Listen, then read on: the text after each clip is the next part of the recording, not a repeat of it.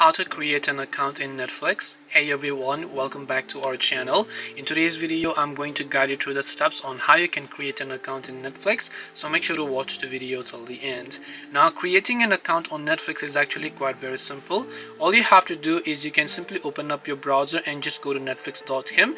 Now over here you'll find the option called Get Started. Now in the email address section, just make sure to enter the email address that you would like to use for your Netflix account over here. So let me just go ahead and then enter my email address here.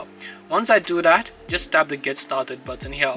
The next step will require you to simply finish setting up your account, so just tap the next button. So make sure to go ahead and then choose a password. Now I'm just going to use a dummy password just for this video. I'm not really going to be using this account, so I'll just tap the next option again, and after that it will ask me to choose a plan. So you can tap on choose plan option. Next you can see 4K premium plan or standard 1080p plan, the basic 720p or the mobile 480p, depending upon which plan is best suited for your needs. You can select that, then just tap the next option. Then final step would require you to simply choose a payment method so that you can subscribe and pay Netflix to start using it.